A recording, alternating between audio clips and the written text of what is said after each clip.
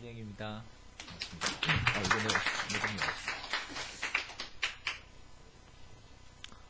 뭐군요. 오늘 저로서는 상당히 실험적인 지금 시도를 하려고 하는데, 제가 늘 이게 준비를 해와가지고 말씀을 하는데, 오늘 아무 준비도 없이 지금 말씀을 해보려고 합니다. 이제 그렇게 하게 된 이유는, 제가 언젠가 한번 그 교회 앞에서 이 얘기를 할 때 얘기한 적이 있는데, 제 생각은, 형제들 앞에서 무엇인가를 얘기를 할 때는, 간증도 충만해야 하고, 말씀도 확실해야 하고, 만약에 확실 안 한데도 말씀을 하게 된다면, 최선을 다해서 준비를 해야 된다는 것이 저희 이제 아담적인 생각이었어요. 그래서, 김용옥이라는 교수님이 그 제자들을 향해서 2시간 강의를 하면서 여자란 무엇인가 책 한 권을 강의를 했다 그러죠. 그래서 딱 화장실에 가겠다고 어떤 학생이 손을 들길래 그 자리에서 호통을 쳤다 그러죠. 난 이 2시간을 위해서 이 정도의 노력과 준비를 했는데 화장실에 가는 걸 참을 수 없느냐 이렇게 호통을 쳤다. 그러니까 그 사람은 그만한 자신감을 가지고 있었다는 거죠. 자기 강의에 대해서. 사실 여자란 무엇인가라는 책은 굉장히 방대한 철학과 역사적 고증과 이런 것들을 담고 있는 거기 때문에 사실 그걸 2시간 동안 강의한다는 것은 사실 엄청난 일이거든요. 진짜로 엄청난 일인 건데 학생들은 그런 건 전혀 모르죠. 그냥 호기심으로 여자란 무엇인가 하고 왔는 것이죠. 근데 이제 저는 김용옥 씨가 하는 강의보다 우리 간증이나 말씀은 훨씬 더 소중한 시간이고 훨씬 더 귀한 말씀이라고 생각했기 때문에 당연히 준비를 해야 되고, 또 목사님도 열심히 준비를 하는 모습을 제가 보아왔기 때문에 당연히 저는 이제 준비를 하는데, 사실은 그것보다도 저는 어떤 게 있느냐 하면 상당히 불안증이 있어요. 자신감도 없고 이래서 미리 준비를 많이 해야 되고, 그 다음에 어떤 말을 해야 될지를 모든 것을 완벽하게 시나리오를 다 만들어서 옵니다. 그래서 모든 것이 시나리오에서 다 움직이는 말씀이었기 때문에 여러분이 지금까지 들었던 것은 진짜 내 말이 아닌지도 모르겠습니다. 물론 거짓말 하는 건 아니었죠. 하지만은 최근에 든 생각은, 최근에 특히 이제 지난주에 원수형님이 이거 없이 하셨죠, 그죠? 원고 없이 하셨잖아요, 그죠? 한 번도 원고를 안 들고 나오셔서 모든 성경 구절을 다 외우시고 말씀을 하셨어요. 굉장히 저는 좀 쇼킹했죠. 충격을 받았죠. 많은 형제 자매들이 자기 자신으로서 간증하고 말씀하시는 것을 제가 익히 봐왔던 터라서 이번에 또 아센클럽에 제가 말씀 뭐 할까를 올려놨는데 명수가 아무 생각 없이 한번 해보라고 해서 제 생각도 꼭 그럴 때가 되었어요. 이제 아무 생각 없이 한번 해보고 싶다라는 생각, 그냥 나오는 대로 한번 해보고 싶다는 생각. 그래서 혹시 실험을 하는데 너무 서론도가 길었는데 혹시 많이 부족하더라도 이해해 주시고, 다음 이게 마지막이 될지도 모르고 다음부터는 또 준비해 올지 모르겠지만 오늘 한번 이렇게 해보겠습니다. 오늘 제 주제는 아버지 마음입니다. 물론 제가 성경을 잘 외우지를 못하기 때문에 여기서 성경에 대해서 제가 이 얘기를 할 수가 없습니다. 원선생님처럼 얘기를 할 수가 없습니다. 그래서 전혀 오늘 받아 적을 건 없습니다. 성경적인 얘기가 전혀 없기 때문에. 그래서 저는 이방인으로 부름을 받아서 지금도 교회 믿지 않는 아이들 만나는 게 훨씬 더 편하고 말하는 게 편한지도 모르겠어요. 왜냐하면 제가 그 자리에서 부름을 받았기 때문에. 오늘도 제 말씀이 아마 그런 논지가 될 것 같은데, 먼저 이제 오늘 키워드가 아버지이기 때문에 제 돌아가신 아버지에 대해서 좀 이야기를 하고 이제 그렇게 하겠습니다. 우리나라는 그 알코올 중독이라는 것에 대해서 굉장히 그 기준이 애매모호하고 아주 관대한 편인데, 외국은 굉장히 그런 것이 엄격하죠. 그래서 사회적 통념 자체가 목사님 늘 말씀하시듯이 우리나라는 술에 대해서 너무 관대하다. 술 먹고 때리는 남편을 두고 이혼 안 하고 있는 여자들은 참 이상하게 생각을 해야 됩니다. 근데 제가 감히 그런 환자 보고 이혼하세요라고 말은 못하지만 속으로는 꿀뚝같죠. 술 먹고 폭행을 한다든지, 그 다음에 일주일에 3번 이상 술을 먹는다든지, 거의 매일 반주 삼아 술을 먹는다든지, 다 알코올 중독입니다. 그죠? 외국에서는 해장술, 이런 얘기만 나와도 바로 그냥 알코올 중독입니다. 그러니까 굉장히 엄격하게 생각하는 그런 문제고, 술을 먹었다고 해서 잘못을 한다는 것은 절대로 용납되면 안 됩니다. 그런 것이 용납되기 때문에 일부러 술을 먹고 깽판을 지기는 그런 거죠. 저희 아버지가 바로 알코올 중독이었죠. 저는 다른 사람 뭐라 해도 나는 알코올 중독으로 생각하고 우리 아버지를 보고 있었기 때문에. 그래서 저는 술 먹는 아버지를 굉장히 싫어했습니다. 술을 증오하다시피 그렇게 생각했어요. 그래서 우리 아버지가 맥주를 먹다가 남겨놓으시면 저는 몰래 가서 그 맥주를 이렇게 쿨쿨쿨쿨 버립니다. 싱크대에 쿨쿨쿨쿨 버립니다. 왜 술 먹는 걸 싫어했냐면, 술 먹고 기분 좋고 노래 부르고 이러면 좋은데 그게 아니고, 술을 드시고는 막 이렇게 막 인생을 저주하고 한탄하고 막 소리 지르고, 이제 어린 나에게 소리를 지르고 막 꾸중을 하고, 왜 이거밖에 안 되느냐, 왜 이렇게밖에 안 하느냐, 똑바로 해라, 그래 살아서는 안 된다, 뭐 이런 거죠. 다 여러분 다 아는 얘기들이죠. 그러니까 그런 것들이 굉장히 싫었죠. 돌아가신 저희 어머니도 아버지가 술을 드시면 인생의 한탄과 비관과 이런 것들이 더 증폭되어 나타나기 때문에 그것이 못 견디게 괴로웠던 거죠. 그러니까 술만 드시면 싸우는 거죠. 술을 안 드시면 조용한데 술만 드셨다 하면 집안의 평화가 깨어지는. 그래서 집에 제가 교회 나올 때조차도 집에 돌아갔는데 불이 켜져 있다. 그러면 가슴이 콩닥콩닥 하는 거죠. 왜? 내가 집에 늦게 10시, 밤에 9시, 10시, 11시 들어가는데 집에 불이 켜져 있는 것은 아버지가 술을 드시고 있을 것이다. 그러면 이제 들어가면 뭔가 안 좋은 그런 것들이 벌어진다. 그런 이제 시간들을 보냈습니다. 그러니까 제가 아주 어릴 때 기억도 아버지가 소리를 질러서 무서워서 이불을 뒤집어 쓰고 있던 기억. 이런 것들. 그리고 뭐 큰 형들하고, 큰 형들은 이제 힘이 있으니까 싸우고, 중고등학생 되니까 이제 아버지하고 막 싸우고, 이런 기억들. 그런 것들이 이제 제 상처가 됐던 거죠. 저는 그래서 겁이 굉장히 많은 이유가 아마 어릴 때 그런 것들 때문에. 영광이도 지금 굉장히 겁이 많은데, 누가 소리를 지르는 걸 굉장히 싫어하고, 겁내고, 무서워하고, 이런 스타일인데. 그래서 아버지가 저한테 그런 분이었기 때문에, 뭐, 아버지에게 감사한다든지, 이제 어버이날 우리 지나가는데, 아버지에게 감사한다든지, 고맙다든지, 이런 생각을 전혀 못 해보고 그렇게 지냈었죠. 근데 제가 고등학교 3학년 때 교회를 만나서 교회 사람들이 좋아지기 시작했는데, 교회 사람들이 대책 없이 그냥 무대책으로 좋아지기 시작했죠. 너무너무 좋아가지고, 우리 어머니가 우리 큰 형을 사주해서, 지금 교회 나온 우리 큰 형님 사주해가지고 교회 못 나가게 하려고 협박을 한 적이 있죠. 여기 딱 앉아봐라 해가지고, 니 교회 계속 나갈라 하면 집 나가라, 교회 안 나갈래 집 나갈래, 뭐 이런. 그래서 제가 그 자리에서 바로 일어서서 돌아서 짐을 쌌죠. 나는 집을 나가겠다. 나는 교회를 안 나가면 안 된다. 그렇게 이제 나가니까 우리 엄마가 다시 쫓아와서 나를 이제 다시 이제 집으로 데리고 들어가고. 그만큼 내게 보여줬던 교회 사람들이 내게 너무나 좋았기 때문에, 한때는 나도 조금 걱정을 했어요. 우리 엄마 아빠보다 왜 나는 서당로 선생님이 더 좋을까? 그게 솔직한 내 심정이었어요. 이건 뭔가 잘못되는 게 아닐까? 엄마 아빠보다 교회 사람들이 더 좋다는 것은 무엇인가 문제가 있다. 하지만 실제로 나는 그런 사람이었기 때문에 어쩔 수 없었습니다.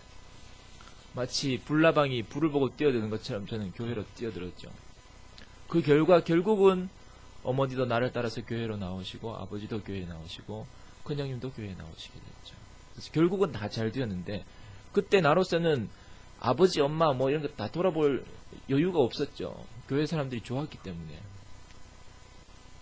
그런데 이상한 것은 교회에 와서 말씀을 들으면서 저는 그 아버지 마음을 아는 사람이 되게 됐어요. 그 참 이상한 일이죠. 그러니까 말씀을 들었을 뿐인데, 목사님이 아버지에 감사하라는 말을 하신 것이 아닌데, 어느 날 갑자기 아버지의 사랑이라는 단어가 내한테 떠오르더래요 말이죠. 갑자기 어느 날 갑자기 아버지가 나를 사랑하시는 분이구나, 이게 알게 됐단 말이죠. 그때 이제 어떤 영화의 한 장면처럼 내 머리에 떠오른 장면이, 제가 고등학교 때는 어땠냐 하면, 자다가 이렇게 깨우면은 완전 비몽사몽간이라 막 한 5분 10분 동안 전혀 완전 아예 눈을 뜨지를 못하고 이렇게 있다가 그냥 다시 딱 잠들면 또 아무것도 모르고 이래요. 그리고 우리 엄마가 나를 깨웠는데 나는 깨운 줄도 모르고 잤어. 그래서 막 엄마한테 왜 빨리 깨워서 내 학교 가서 공부했는데 왜 안 깼냐고 막 하면 니 일나서 이놈아 사과 하나 다 먹고 또 잤잖아 했는데 또 보면 사과 먹은 게 있거든. 근데 나는 전혀 기억이 없어. 이제 고등학교 좀 그런 식이었어요. 잠은 오버가도 모르고 막 자다 깨어도 잘 못 깨어나고 이런 스타일이었는데 우리 아버지가 그 무뚝뚝한 분이 그러니까 술 안 드셨을 때는 말 한마디도 안 해요. 술만 드시면 그 힘을 빌어서 뭔가 말을 하는데 그게 다 이제 윽박 지르고 소리 지르는 게 되는데 사과를 깎아가지고 내 입에 물려서 그걸 다 먹이던 아버지 생각나는 거야. 한 번도 그 생각난 적이 없는데 오늘 목사님 말씀 듣고 있는데 그런 아버지가 생각이 나는 거야. 중학교 3학년 때 우리 엄마가 그 막걸리 병 만드는 공장에 나간다고 도시락을 다 아버지가 싸줬잖아요. 남자가 도시락 싼다는 게 보통 일이 아니잖아요. 도시락에다가 반찬 하나하나 해가지고 그 도시락을 3년 동안 나한테 도시락을 싸주던 아버지가 갑자기 생각이 나는 거라. 그러니까 참 이상하죠. 한 번도 아버지 고맙습니다, 사랑합니다 이렇게 생각해 본 적이 한 번도 없던 아버지가 말씀을 듣다 보니까 갑자기 생각이 난 거죠. 이거 무슨 조화라고 해야 될까요? 하여튼 나는 내 생각에 그냥 내가 지금 좀 철이 들어가고 있구나. 정상적인 사람이 되어가고 있구나. 이런 정도로 생각했었죠. 하여튼 저는 그 뒤로부터 그렇다고 뭐 술을 먹는 모습이 뭐 이쁘게 보인다든지 전혀 그렇지 않았습니다. 나는 아버지가 돌아가시는 그날까지 늘 술 먹는 그 문제는 나한테 큰 가시가 되어서 내 가슴에 박혀있던 가시였거든요. 하지만 이상하게 조금씩 아버지가 나를 정말로 사랑하시는 분이구나 라는 것을 알아가게 되었어요. 그런데 이제 제가 이제 정말로 아버지가 나를 어떤 눈으로 바라봤겠느냐 하는 것은 내가 아버지가 되고 나서야 이제 알게 됐어요. 결혼할 때도 몰랐죠. 이제 내가 영관이를 낳아서 기르다가 아버지는 돌아가셨고 아버지는 지금 계시지 않죠. 근데 내가 영관이를 딱 키우고 영관이를 딱 바라보다가 영관이를 놀고 있는 모습을 딱 보고 있으니까 이제 영관이는 내가 되고 나는 아버지가 되어서 수십 년 전으로 다시 돌아가는 거죠. 내가 영관이를 내 눈에 이렇게 두고 내가 영관이에 대해서 사랑스러운 눈으로 바라보고 있는 그 눈이 바로 돌아가신 우리 아버지가 나를 바라보고 있던 눈이었죠. 아무도 이 세상에 어떤 부모님도 예외는 없을 거라고 저는 확신을 합니다. 왜냐하면 제가 뭐 더 잘난 부모라서 그렇게 보는 게 아니고 영관이가 특별한 아이라서 그런 것이 아니고 영관이는 내 아들이기 때문에 그런 것이죠. 영관이 내 아들이다. 그래서 이 세상에 어떤 존재보다 더 귀하고 나보다 더 귀한 존재가 나의 아들인 것이죠.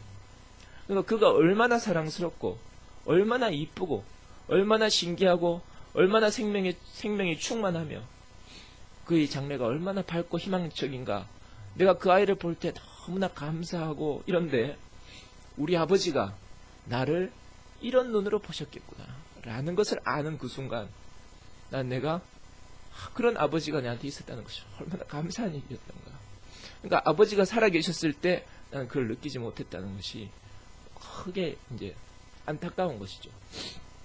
그렇지만 정말로 다행스러운 것은 비록 내가 육체적으로는 그렇게 참 못난 아들이었지만 그래도 내가 하나님 말씀을 들어서 그래도 내가 아버지를 그렇게나마 받아들이고 또 그렇게 아버지를 귀하게 여기고 내가 아버지를 교회로 인도해야 되겠다는 그런 마음을 가지고 아버지와 끝까지 그런 관계 안에서 아버지를 지켜보고 함께 할 수 있었다는 것에 대해서 너무나 감사하다는 그렇게 생각이 들고요.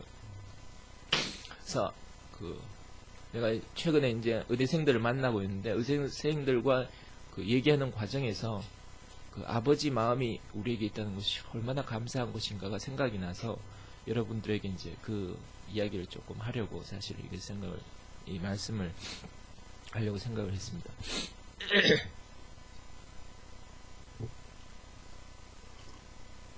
역시 원고가 없으니까 끊기는군요.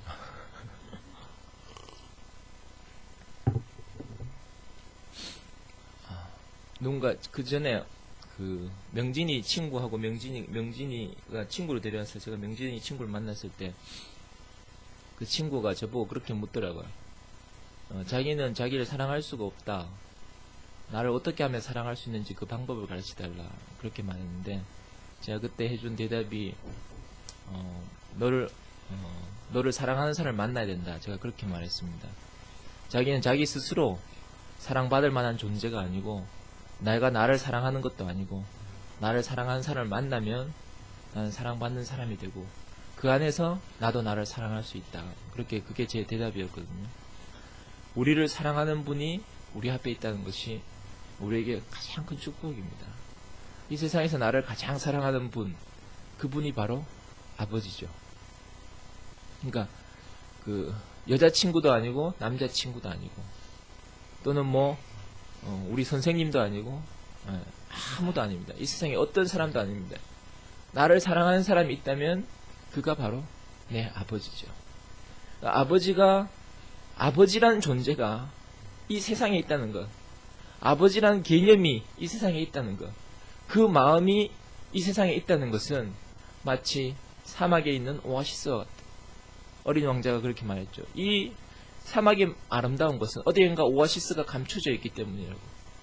드러나 있진 않지만 이 세상은 무엇으로 이루어져 있나? 그 마음으로 이루어져 있죠. 아버지 마음으로 이루어져 있다. 그 아버지 마음이 우리를 행복하게 하는 것입니다. 그 어떤 것으로도 우리는 참 만족, 참 행복이라는 건 없습니다. 근데 우리가 만약에 정말로 내가 이거 만족스럽다고 생각한다면 그것이 아버지 마음으로부터 온 것이라는 것을 알아야 됩니다. 누군가 나를 편하게 해준다면 그것이 아버지 마음으로부터 흘러온 것이라는 걸 알아야 됩니다. 자, 교회 와서 아버지 마음을 느끼게 된 몇 가지 사건이 있었는데 그 중에 한두 가지를 얘기해 보면 제가 목사님 댁에 잠시 살았을 때가 있었어요.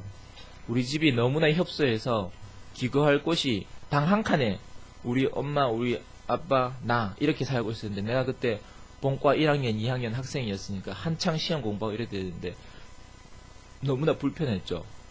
어머니, 아버지는 또 싸우고 그러니까 내가 너무나 불편했는데 그 형편을 그 목사님이 아시고 그 명균이 형이 이제 제 선배였는데 목사님한테 목사님 내 이야기를 듣고 당장 마루에서 이야기를 듣고는 당장 안방으로 달려 들어가서 목사님 재영이가 지금 이런 상태에 있답니다. 이런 형편이랍니다. 이렇게 얘기하니까 목사님이 그럼 우리 집에 들어와서 몇 달간 살지라고 말씀하셨어요. 그래서 명균이 아이고 잘 됐네 하면서 축하한다 하면서 좋겠다 하면서 이렇게 이야기했어요. 그래서 저는 갑자기 이렇게 눈물이 왈칵 쏟아져서 이제 목사님 댁 바깥으로 나와서 마음을 진정시키려고 있었는데 그때 목사님이 우리 집으로 들어와서 몇 달간 살지라고 했는데 저는 그것이 너무나 감사했어요. 목사님과 같이 사니까 감사하다 이런 게 아니고 그때 저한테는 그 영원한 아버지 마음이 느껴졌던 거죠. 영원한 아버지 마음. 내 집으로 들어오라. 나와 함께 살자. 나는 어떤 분을 만났는가 하면 나와 함께 살자 하시는 분을 만난 거죠. 구체적으로 내가 목사님 집에서 살았냐 안 살았냐가 중요한 것이 아니고 내가 목사님과 관계가 있냐 없냐 하는 것이 중요한 것이 아니고 나와 함께 살자고 하시는 분을 만났다는 것이죠. 이 세상에서 나와 함께 살자고 하는 분이 누구겠어요? 아버지밖에 없습니다. 아버지. 오직 여러분의 부모님만 여러분과 같이 살자고 합니다. 여러분의 아들, 딸은 여러분과 같이 살기를 원하지 않습니다. 우리 영관이는 나와 같이 살기를 원하지 않게 될 것입니다. 그걸 나는 당연하게 받아들일 것입니다. 왜? 그 자식은 부모를 떠나 아내와 한 몸을 이루게 될 것이기 때문에 그게 당연한 것이죠. 다 떠나가는 것입니다. 하지만 부모는 언제까지나 70이 되고 80이 되고 90이 되어서 자기 자식이 50이 되고 60이 되고 70이 되어도 품 안에 아가란 말이죠. 영원히 그 품 안에 아가를 세상으로 보내지 않고 자기 품 안에 두고 싶고 함께 하고 싶은 것이 부모님의 마음이죠. 그 마음을 내가 목사님의 그 한마디를 통해서 아주 조금이나마 느끼고 난 너무 행복했던 거죠.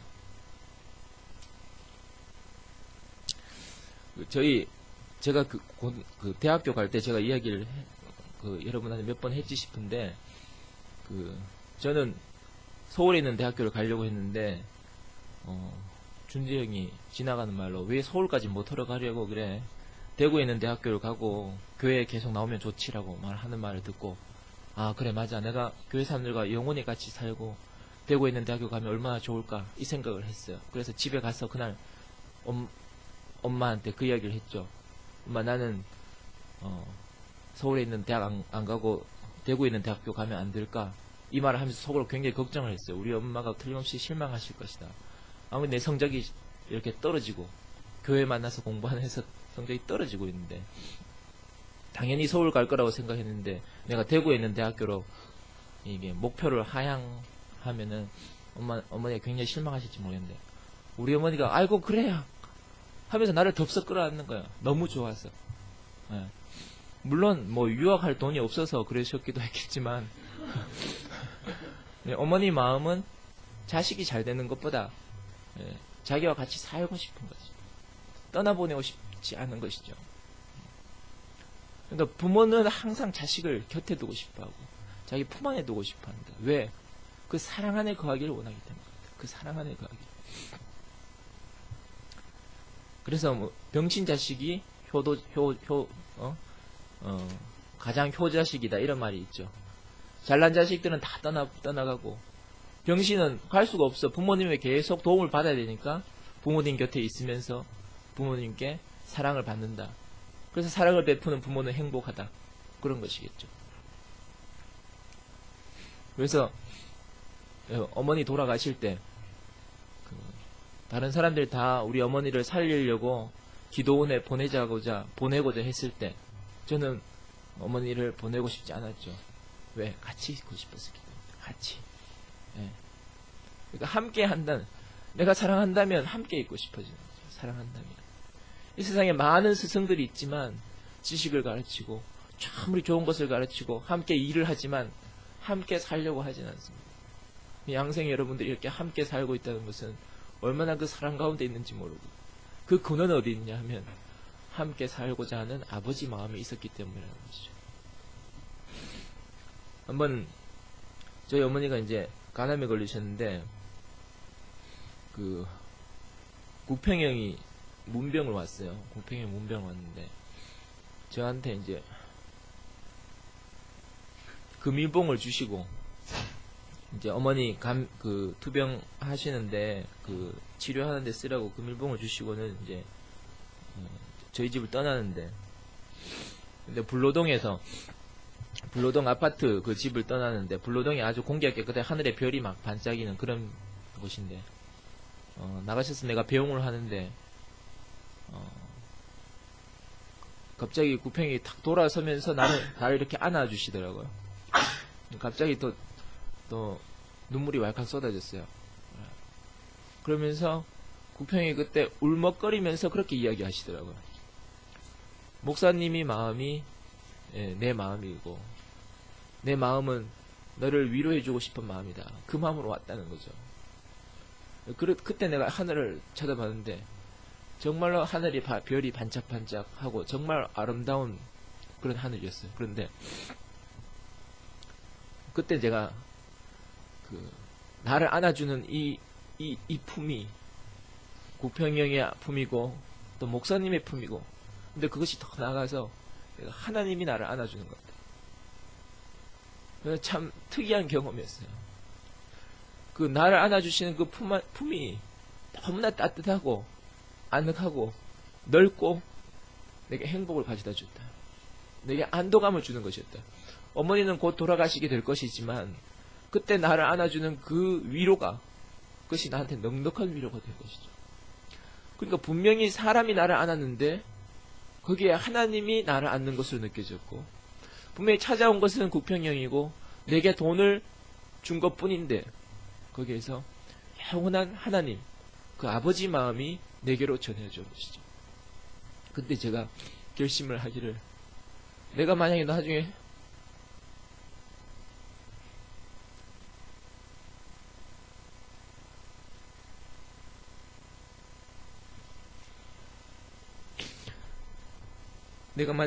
돈을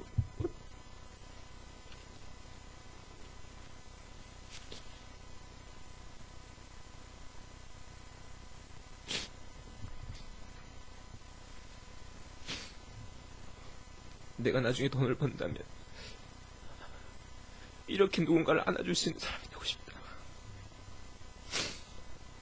하나님 마음을 전달해주는 그런 사람이 되고 싶다고 결심했어요. 돈이 중요한 게 아니고 이런 마음을 누군가에게 전달해 줄 수 있다면 세상에 그것보다 더 복된 것이 없다. 왜냐하면 내가 그 마음을 받았을 때 나는 그것이 내가 천만금을 받은 것보다 더 내게 귀중하고 값진 것이었기 때문에 그때 제가 딱 여러 번 만난 나이죠. 그 대학생 때 그런 생각을 하게 됐어요. 나는 이렇게 사람을 살리고 누군가를 위로하고 하나님의 마음으로 누군가를 안아줄 수 있는 그런 사람이 되고 싶다. 그러니까 그때 하나님이 마음이 내게로 이렇게 전해져 온 것이죠. 제가 두 가지 예를 들었지만 그런 일들은 작게 크게 알게 모르게 교회에서 늘 일어나는 일이죠. 늘 일어나는 일. 그 늘 일어나는 일들을 통해서 이로 다 말로 다 할 수 없는 수많은 일들을 통해서 우리는 하나님 마음을 알아가게 되는 거죠. 그 아버지 마음을 알아간다는 거죠. 나와 영원히 함께 살자고 했던 그 마음을 만나서 나는 교회에서 지금 살게 되었죠. 이 세상에 어떤 책을 읽어봐도 어떤 사람을 만나도 나와 함께 살자고 하는 그 마음을 내가 만날 수 없었는데 서도랑 선생님이 내게 다가왔을 때 그는 초라하고 보잘것없고 아무것도 아닌 사람이었지만 나에게 어떤 마음을 가지고 왔냐면 나와 함께 살자. 그런 마음으로 왔단 말이죠.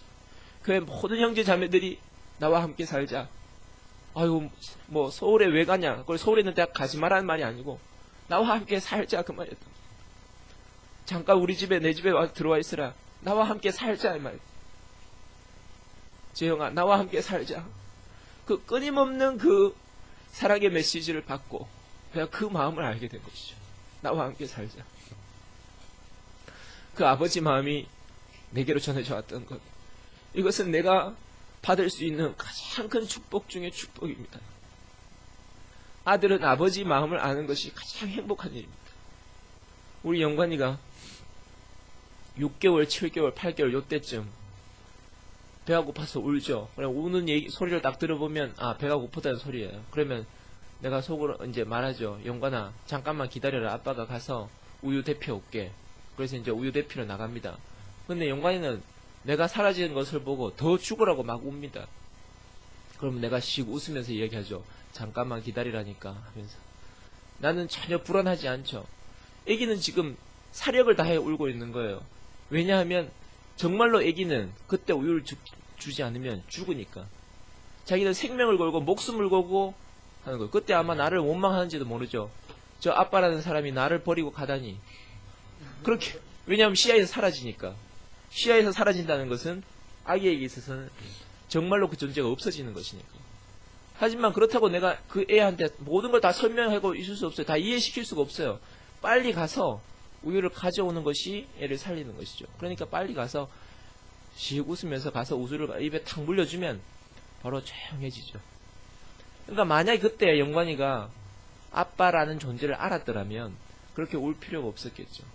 하지만 그는 어리고 아빠를 다 알 수가 없었죠. 그래서 그는 사력을 다해 울 수밖에 없었죠. 며칠 전에 영관이가 내가 집에 왔는데 이제 차 소리를 듣고 지하차고로 불이 나게 내려왔어요. 내려왔는데 내가 영관이가 워낙 단 거를 엄마가 안 주니까 불쌍해가지고 몰래 숨겨놓고 주는 그 초콜릿이 있는데 초콜릿을 갖다가 이제 딱 2개를 남겨놓고 했는데 도저히 이거를 영관이한테 주고 싶어서 안 되겠어. 그래서 기다렸다가 마지막으로 영관아 이제 없어. 이거 먹으면 끝이야 하고 그 2개를 꺼내서 줬어요. 그걸 딱 먹고 나서는 아빠는 영관이를 정말로 사랑하는 것 같아. 이렇게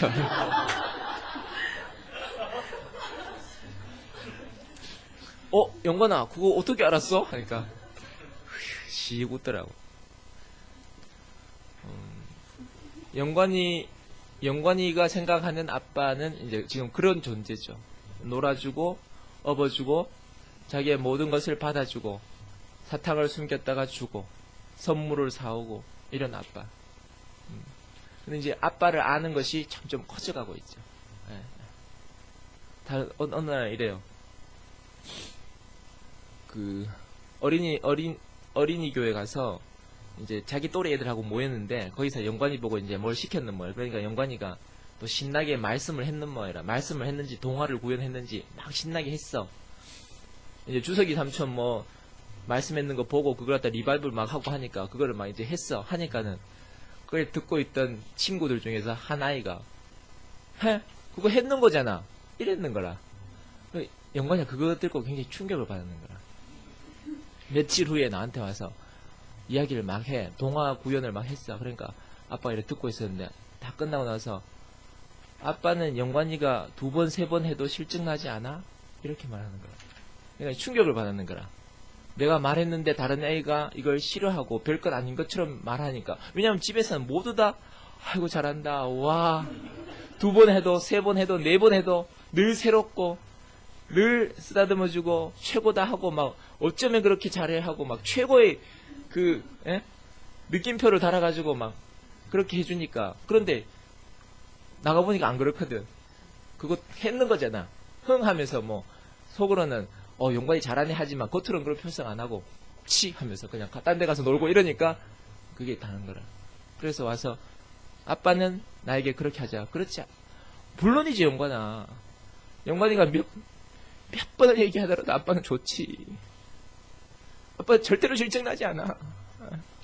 아빠에게 언제나 사랑스럽고 예쁜 아가지. 그게 동화책에 나오는 거죠, 그죠? 언제나 사랑스럽고 예쁜 아가지. 나이가 60이 되든 70이 되든 사랑스럽고 예쁜 아가죠. 그런 아버지가 있다는 것이 영관이에게 얼마나 복이 있어요. 그러니까 그 영관이는 아버지 마음을 아는 것이 지 인생의 복이 되는 거예요. 내가 어느 날 내가 영관이를 바라보면서 돌아가신 아버지를 떠올렸을 때 내가 내 인생이 너무나 행복하고 감사했던 것처럼 아버지가 술주정을 했을 그 순간에도 아버지에게 나는 그런 존재였어요. 아버지에게 내가 나라는 아가가 얼마나 예쁘고 귀여운 아가였나. 그것을 내가 아는 것이 정말 나를 행복해 하는 거죠. 내 인생을 편안하게 만드는 것이죠. 그래서 영관이는 앞으로 점점 그런 인식이 자라게 될 것입니다. 그래서 그런 인식이 자라고 아버지를 알아가는 것이 성숙해 가는 것이고 그가 자라는 것이죠. 사람이 되어간다는 것, 인격을 이룬다는 것, 무엇을 하는 것이냐. 우리가 육체적으로 성숙한다는 것이 아니고 아버지 마음을 얼마나 아는가. 그것입니다. 그래서 우리는 이 세상 사는 동안 아버지 마음을 알아가는 과정입니다. 만약 60이 돼도 70이 돼도 아버지 마음을 모른다면 의미가 없겠죠. 하지만 20이 됐든 30이 되었든 우리가 아버지 마음을 알면 깊이 알면 깊이 알수록 우리는 더 행복한 사람이 될 것입니다. 하나님은 창세기에 보면 하나님의 형상을 따라 하나님의 모양대로 사람을 지으시고 이 세상 모든 만물을 다 다스리라고 하셨습니다. 어떻게 하면 다스릴 수 있을까? 이렇게 하면 다스리나 저렇게 하면 다스리나 그것이 아니고 하나님의 형상과 하나님의 모양, 즉 하나님의 표현체가 되면 세상을 다스리게 돼요. 그러니까 하나님의 표현체가 된다는데 하나님이 뭘 표현하는 말이냐? 우리 이제 하나님을 표현하는 사람들이잖아요. 우리가 무엇을 표현하는 것이냐? 하나님의 능력인가? 하나님의 기적인가? 하나님의 전지전능하심인가? 어떤 것도 아니죠. 하나님의 신적인 어떤 것도 우리의 표현이 될 수가 없잖아요. 우리가 표현하는 것은 뭐냐? 바로 아버지의 마음입니다. 하나님이 우리 안에 들어오시면 그것은 마음으로 표현합니다. 그래서 우리가 인격이라 하기도 하죠. 그 영원한 아버지 마음이 우리 안에 생기고 그것이 우리한테 표현된다는 것. 이 세상에 그것보다 더 행복하고 감사한 일이 없습니다. 난 교회 안에 정말 사람 되었죠. 아버지 사랑도 모르는 사람이 아버지 사랑도 알게 되었고 그리고 직장도 가지고 결혼도 하고 예쁜 아기도 가졌습니다. 이 세상에 받을 수 있는 복을 다 누렸죠. 하지만 가장 큰 복의 핵심은 무엇이냐? 제가 감히 상상도 할 수 없었던 그 마음을 가지게 되었다. 아버지 마음을 내가 가지게 되었다는 거예요. 육신적으로도 아버지 마음을 가진다는 것은 큰 행복입니다. 여러분 결혼을 해서 아기를 낳아보시면 알겠지만 그때 내가 감사를 하게 됩니다. 하나님 감사합니다. 내게 이런 아기를 주셔서 감사한 것이 아니고 이 아기에 대해서 아기를 가짐으로 말미암아서 내가 부모가 되었다. 부모의 마음을 가지게 되었다는 걸 감사합니다. 육체적으로도 그렇습니다. 내가 어떻게 부모의 마음을 가지는가? 여러분 아무리 가지려고 해도 부모의 마음이라는 것은 부모의 자리에 가지 않으면 절대로 가질 수가 없는 것입니다. 그래서 이걸 선물이라고 하죠. 전적인 은혜로 우리에게 온 선물은 바로 부모의 마음입니다. 그런데 육체적인 것은 애 못 놓는 사람은 어떡할 거고 그다음 결혼 못한 사람은 어떡할 것이냐. 이 육체적인 문제가 아닙니다. 저는 육체적인 얘기를 오늘 많이 했지만 그 모든 것을 통해서 그 너머에 있는 이면의 것을 여러분이 보시기 바랍니다. 영원한 아버지 마음이 우리 안에 들어와서 그것이 생기게 된다면 내가 사람으로 태어나서 내가 육체를 입은 사람으로 태어나서 그 아버지 마음이 내 안에 담긴다면 그것보다 내한테 더 기적적이고 감사한 일은 없다. 제가 제 육체를 돼지로 표현합니다. 썩어질 육체, 배가 부르면 만족한 돼지와 같은 육체인데 이 육체 안에 이 거룩한 아버지의 마음이 담기게 되다니, 내가 그 아버지 마음을 알게 되다니, 그 아버지 마음이 내 것이 되다니, 그리고 그 마음이 나를 통해 다른 사람에게 흘러가게 된다니, 이것이 내게 지금까지 보여준 가장 궁극적인 복입니다. 저는 지금 요즘 그 복을 누리고 경험하고 있기 때문에 여러분에게 이 말을 하게 되었습니다. 제가 은혜를 받을 때 아들로서 아버지의 은혜를 받을 때도 참 좋았죠. 하지만 정말로 아버지의 은혜를 누리는 것은 내가 아버지가 되는 것입니다. 씨는 뿌려져서 다시 씨는 자라서 열매가 됩니다. 그리고 그 열매에서 다시 씨가 뿌려지게 됩니다. 그게 생명의 순환이고 그게 한 사이클이죠. 은혜의 한 사이클입니다. 내가 은혜 받는 자리에서는 그걸로 끝난다면 30배, 60배, 100배라는 결실은 되지 않을 것입니다.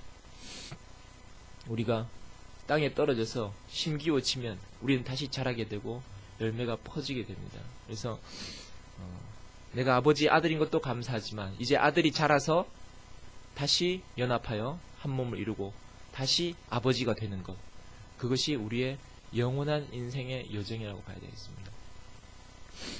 제가 어저께 그 올리브 나무 모임을 했는데 1Q 연합 모임을 했어요. 그러니까 이제 제 생각에 한 학기 중간고사 치면 만나고, 그 다음에 또 여름 방학 때도 만나고, 또 가을에도 한번 만나고, 겨울에 만나고, 이렇게 4번을 모이고 자주 어찌하든지 자주 모여서 서로 이제 모임을 가지려고 해서 고신대, 동국대, 경북대 이렇게 사람들이 모였어요. 작년부터 시작한 모임인데 올해부터 이제 올리브 나무라고 모임 이름을 붙여서 이제 모였는데 학생들이 지금 15명이니까 작년에 비해서 이제 배로 불어났죠. 예, 그래서 동국대 6명, 경북대 6명, 고신대 3명 이렇게 해서 많은 학생들이 있게 됐고, 그 학생들이 이제 다 같이 모여서 물론 뭐 몇 명, 한 3명 정도는 빠졌지만 저녁, 맛있는 저녁 같이 먹고, 또 명순의 집에 가서 그 명수 아버님, 우리 상근 형님한테 1시간 동안 말씀도 듣고 돌아가면서 한마디씩 하고, 그렇게 참 기쁘고 즐거운 얼굴로 다시 헤어졌습니다. 내일 또 선생님, 뭐 동국대에서 그러더라고요. 선생님 오늘 우리 모였는데 월요일 또 오시는 거죠? 하면서 당연히 가야지. 그래서 이제 근데 차 시간이 안 돼가지고 할 수 없이 내가 데려다 주겠다 해가지고 부산으로 갔다가 부산에서 한 명 내려주고 경주로 가서 2명 내려주고 나는 성현이 집에서 자고 오늘 아침에 성현이와 같이 이제 왔어요. 그래서 몸은 많이 피곤하지만 너무나 행복합니다. 그 학생들을 만나면서 그 학생들한테 내가 이제 어제는 제가 주인이 아니었으니까 그 상근 형님 말씀 다 듣고 이제 학생들 했고, 저는 짤막하게 한마디로 그렇게 얘기했어요. 나는 여러분을 사랑합니다. 그렇게 얘기했어요. 뭐 기회가 안 돼서 내가 이런 말 못했지만 오늘 기회가 되니까 여러분에게 말씀드리겠습니다. 나는 여러분을 사랑합니다. 내가 어떻게 표현을 하든지 무엇을 하든지 간에 그것은 내게 여러분에 대한 사랑이 있기 때문입니다. 나 학생들을 만나면서 내 안에 이런 마음이 있다는 것이 발견되었을 때 너무나 감사했어요. 내가 마치 영관이를 보았을 때 아버지 마음을 내가 알게 될 것처럼 내가 학생들을 보니까 그 마음이 내가 살아나더라고요. 불러 일으켜지더란 말이죠. 내가 어떤 대가를 지불해서라도 어떻게 해서라도 그 학생을 이 복 가운데로 인도하고 싶은 그런 마음이 든단 말이죠. 강물에 보리씨를 흩는 그 농부의 마음이 우리가 그 강물에 보리씨를 뿌려보지 않고 어떻게 알겠어요? 강물에 보리씨를 뿌려보면 허탈하죠. 보리씨 뿌리는 대로 다 떠내려가니까. 내가 복음을 위해서 돈을 써보면 허탈하죠. 돈이 얼마나 많이 나가는 것인가. 내가 시간을 써보면, 내 힘을 들여보면, 내 인생을 들여보면 그걸 드리는 자의 마음을 내가 알게 된다는 것이. 그 자리에서 내게 다가왔던 그 마음, 강물에 보리씨를 뿌리는 마음으로 내게 끊임없이 자기 자신을 허비했던 그 아버지가 생각난다는 것이죠. 그래서 내가 이제 지금 학생들을 향해서 그런 마음으로 다가갈 수 있다는 것이 내게 너무나 감사하고, 그래서 내가 학생들한테 늘 하는 얘기가 여러분 저에게 감사하다고 하지만 저는 여러분께 늘 감사합니다. 내 이야기를 들어줘서 고맙고 오늘 하루 여기에 시간을 내서 1시간 참여해 주는 것이 얼마나 감사한지 모릅니다. 여러분이 여기 나오지 않았다면 나는 경주까지 부산까지 내려올 필요가 없었겠죠. 집에서 뭐 영관이하고 쎄쎄쎄하고 잘 놀 수도 있겠죠. 하지만 내가 여러분을 만나서 이야기를 할 때 나는 가장 행복합니다. 여러분에 대한 나의 사랑을 표현할 때 나는 가장 행복합니다. 이렇게 고백합니다. 그 학생들이 정말로 미미하고 아무것도 아니지만 말씀에 대해서 반응하고 조금이라도 그 표현을 하고 할 때 그것으로 인해서 내가 너무 행복하고 감사하고, 그래서 마치 영관이가 영관이를 볼 때 늘 새롭고 신기하고 행복하고 감사한 것처럼 내가 학생들을 볼 때도 덜 그런 것 같아요. 똑같은 마음인 것 같아요. 아버지 마음이라는 것이. 그래서 우리 존재 자체로 봐주는 분이 있다는 것이 참 너무나 행복하고, 우리 남산병원에 보면 그 소아 재활을 하기 때문에 그 그 장애를 가진 소아 아이들이 있습니다. 그래서 소아들이 소아마비, 뭐 뇌성마비, 기형아, 자폐증 뭐 이런 애들이 있습니다. 제대로 걷지도 못하고 얼굴도 일그러져 있고 표현도 못합니다. 또는 호수를 꽂은 채 그냥 누워서 그냥 몇 년을 살다가 죽을 그런 애들도 있습니다. 그런데 그 부모는 절대로 그 아기를 포기하지 않습니다. 의사는 포기해도 부모는 포기하지 않습니다. 의학적으로는 포기된 상태라도 부모는 절대로 포기하지 않습니다. 다른 어떤 사람이 다 고개를 돌리고 가까이 오기 싫어하는 아이라 할지라도 부모 눈에는 이 세상에서 가장 소중한 자식이죠. 그러니까 부모의 눈에는 그 비교의 세계가 아니고 지식의 세계가 아니고 능력의 세계가 아닌 것이죠. 그것이 바로 창조의 세계고 생명의 세계고 마음의 세계인 거죠. 그래서 가장 귀한 자식, 그에게서 가장 귀한 자식, 그런 부모가 있다는 것이 얼마나 감사한 일입니까? 우리 모양이 어떠하다 할지라도 우리가 부모 앞에 있으면 아무런 문제가 되지 않습니다. 우리가 교회 안에 지금 그렇게 살고 있잖아요. 나는 지금까지 어떻게 살아왔는가? 나를 사랑하는 사람들이 내 앞에 있었기 때문에, 어떤 순간에도 나를 정죄하지 않고 나를 사랑해준 사람이 있었기 때문에. 그런데 지금 나는 내 학생들을 보면서 그 학생들이 졸든지 자든지 또는 내 말을 귀담아 듣지 않든지 아무런 관계없어. 나는 그들에게 조금 더 정죄하는 마음이 없고 오직 사랑스러운 마음밖에 없다는 거죠. 정말 신기하잖아요. 어떻게 나는 이런 마음이 생겼을까? 전적으로 그를 내가 사고 싶은 마음밖에 없다 이거죠. 그러니까 속으로 내가 그런 생각이 들어요. 여러분은 나를 만난 것이 복입니다. 여러분 앞에 이 마음이 있다는 것이 복입니다. 이 세상 어디를 가더라도 이 마음을 만나지 못할 것입니다. 여러분 어디를 헤매도 좋습니다. 하지만 결국은 여기로 돌아오십시오. 이것은 여러분이 살아야 할 고향입니다. 이것이 바로 마음의 고향입니다. 이 마음은 어디 있냐? 제 안에 있습니다. 이 사람들 안에 있습니다. 목사님 그렇게 말씀하셨어요. 우리는 인격사회다. 언제든지 누구든지 돌아와도 쉼을 얻을 수 있는 인격 사회가 바로 여기 있다. 그 마음을 우리에게 심어주신 예수님, 목사님, 형제자매들 얼마나 감사합니다. 그 마음을 뿌려서 그 마음의 밭을 일구어서 그 마음이 강물이 되고 바다가 되었어요. 이 교회 생활이 되었다. 교회라는 것은 그 마음이 넘쳐나는 곳이 되었다. 넘쳐나는 것. 우린 여기서 헤엄을 치고 있죠. 물장구도 치고 있고. 얼마나 감사하고 풍요로운 세계입니까? 이 마음이 넘쳐 흐르는 곳이 있다. 이 세상에는 물 한 방울 나지 않습니다. 물 한 방울. 예. 어떤 것을 하더라도 바짝 메말라서 은혜라는 것은 눈꼽만치도 없는 세상입니다. 근데 우리가 이렇게 그 은혜의 강물이 흐르는 이런 세계에 있다는 것이 너무나 감사하고 우리가 그 마음을 받고 또 우리도 변하여서 그 은혜의 강물을 낼 수 있는 그런 사람으로 조성되어 가겠다는 것이 너무나 감사하고 우리 앞서서 이런 풍성한 마음의 세계를 열어주신 앞서가신 형제 자매들 목사님 주님을 찬양합니다. 감사합니다.